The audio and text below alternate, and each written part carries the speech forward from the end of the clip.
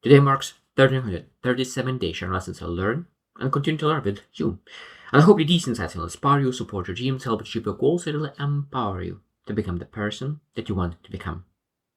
I was thinking what kind of topic I would love to speak today about. I was reflecting about yesterday, what happened yesterday, and I go to exercise almost every single day. I go to a gym and exercise.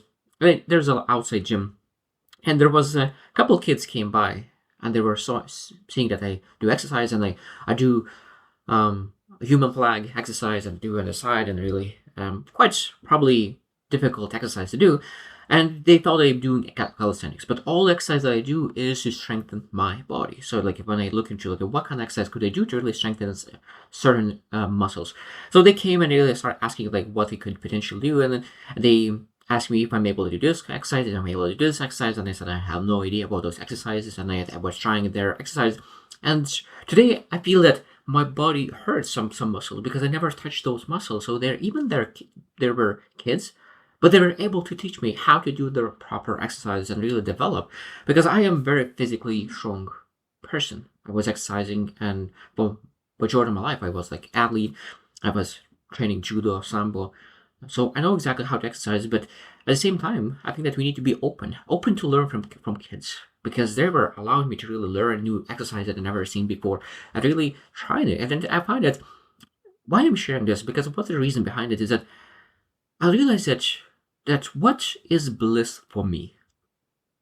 And for me, is bliss is developing my body, really feeling that. For example, I have the back pain. That very appealing feeling. I think that that's because when you have a muscle pain, that shows that you actually did something right. You did something for yourself. You develop yourself. You improving yourself. I think that that's I guess my bliss, because when I think about people, I think sometimes we just do not understand how important to understand what bliss for you. Because I always knew that I'm wired a little bit differently. The bliss for me might be not bliss for someone else, but that's actually every single person is wired differently.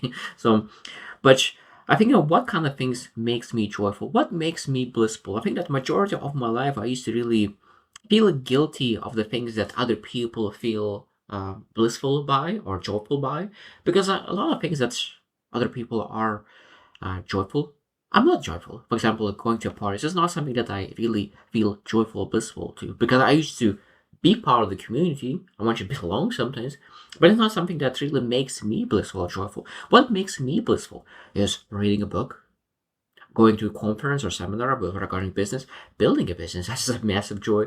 Um, Networking with people is a massive, massive joy. So when I connect and network with people, I come back with such a massive energy afterwards. I love exercising. I love developing myself. So those are bliss. Going to nature, that is my bliss. So when I think about, for example, Friday night is a choice. You're able to go to a party, or do you want to read a book? That's this easy choice for me. I better read a book than I go to a party. There's so many times I love reading books in a coffee shop. So many times, and I used to go to downtown Vancouver and sit down in a coffee shop, in a Starbucks or whatever, and just read a book in the middle of the night. And I think that that's again, sometimes I used to feel weird doing that, but not anymore, because I realized that this is who I am. I need to accept the way how I want to live, because I think that but majority of my life I used to live the way that is actually not fully aligning myself with the way how I would love to live. Because sometimes I used to look at, okay, how other people live, and I used to believe that the way how they live, that's a normal way of living. That's a normal way of living, but it's not normal for me. So I need to really realign myself. It's like, how is the way that you want to live? What is joy for you? What is bliss for you? And now when I realize, I start loving my life much, much more, because I start to align, okay, like, I love reading books. I love listening books. I love audios. I love exercising every single day. I love running. I love doing something that's uncomfortable. I want to invest my time into something to really build myself into a different kind of person. And constantly. Not for a season, but this is just a lifetime dedication. And then finally, when I realize that I will never slow down, that this is just who I am, that is always pursuing, that is always moving forward, develops the body, develops the spiritual, develops emotional, mental. This is just who I am. This is wired in me to develop, grow, improve. This is bliss for me. How I could really remove bliss from me? Because sometimes they say, oh, you just need to be balanced. You need to be in a certain way. But this is my balance. This is the way how when I feel the most balance in my life, when I really pursuing something, when I'm building a business, when I develop myself, when I'm improving myself. This is my balance. And then for me, it took me years and years. I just finally started to realize what balance means for me. And I think that this is again, that's how important it is to understand what joy means to you, what bliss means to you, how to attract more bliss and more joy into your life. Because when you attract more bliss, more joy into your life, and you say, you have a list of things that makes you joyful, a list of things that brings more joy and bliss into your life. And when you look into that list, I say, how often do I do them? And sometimes I think that sometimes the things that makes you joy, it might look weird for other people. But that's okay. I think that I'm at a point in my life when I want to please myself. I pleased other people for so long that I don't want to please other people. I want to please myself.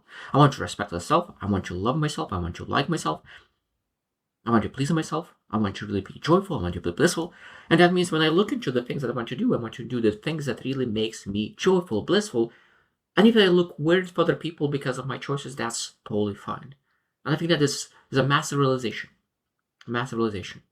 And I think that every single person needs to really understand and make that list of things that makes them joyful. And it doesn't matter. So like for me, it was very, very hard to understand because I used to believe that if it's joy for other people, it's supposed to be joy for me.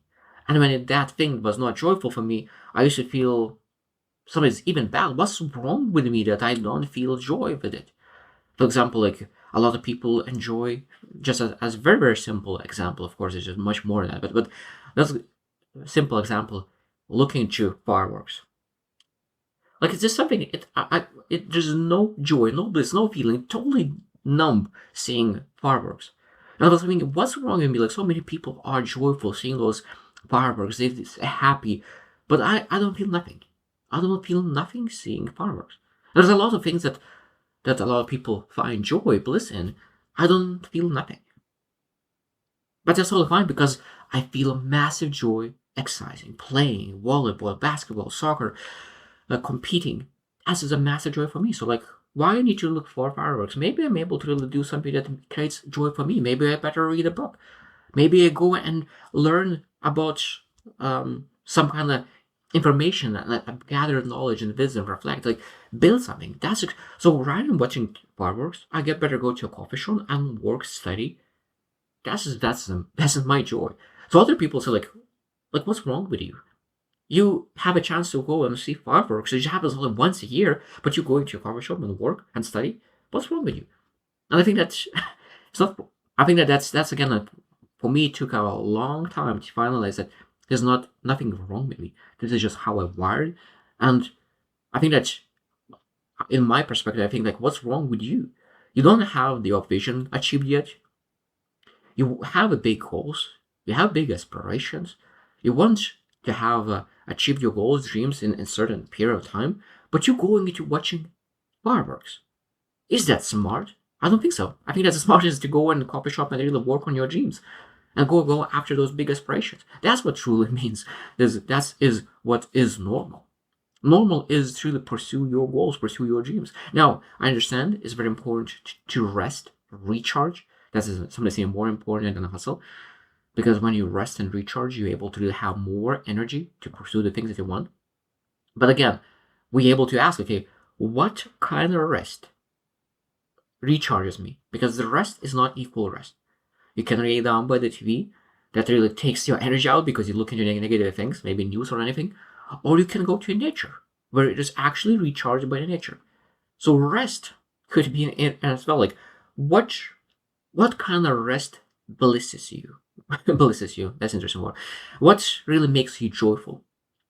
That's something that we need to really do the rest activities that really actually makes us better.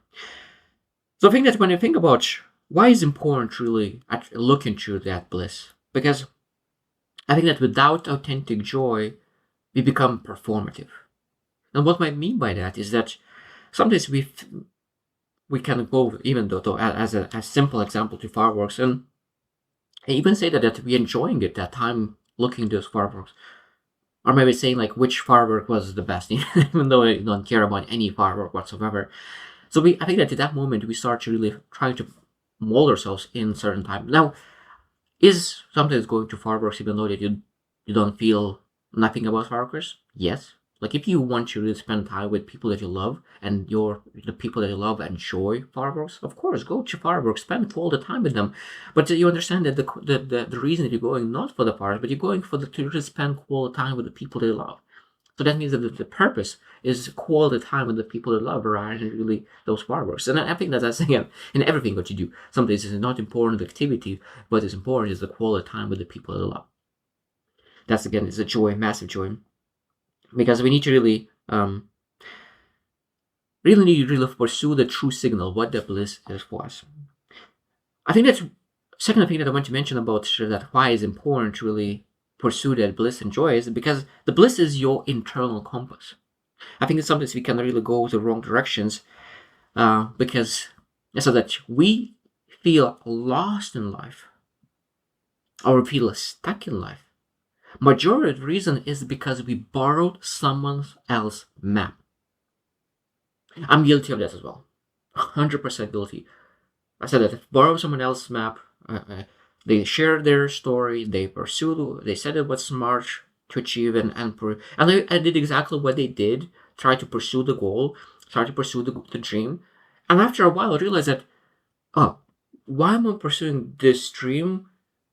He's very smart, he's very intelligent, he was like successful, but he's not me.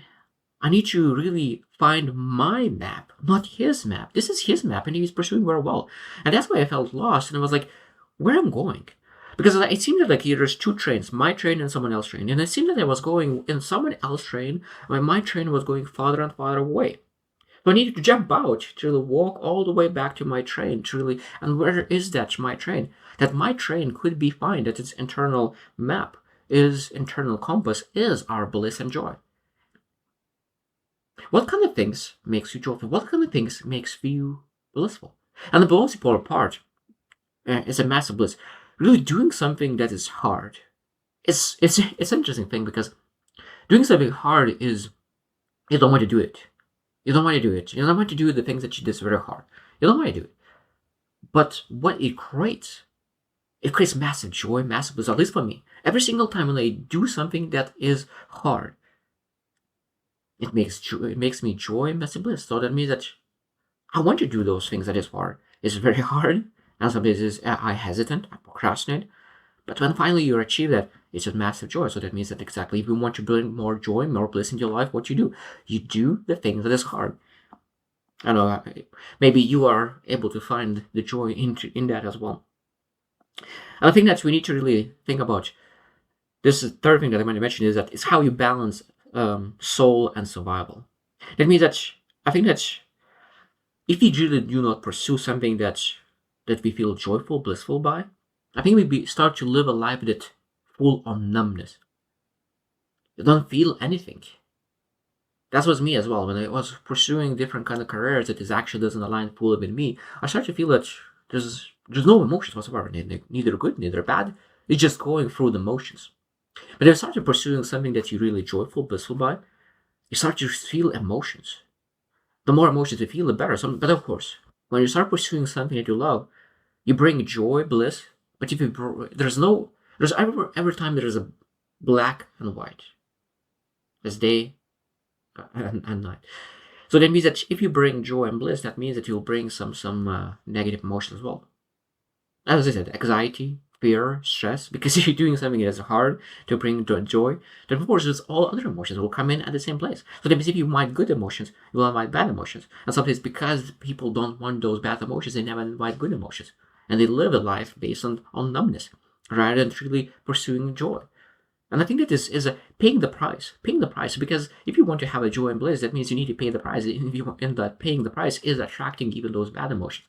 And I think that for a long time I was not okay with that as well. Like I was pursuing big things, but I think that I was much slower than I could be because I was still taking those hard things, making those steps slower than I could. The last thing that I want to mention about why it's important to really pursue bliss and joy is that because your bliss is how your universe lives uniquely through you. But every single person is unique. I always say that every single person is unique and special, and we have the same. We are unique and special.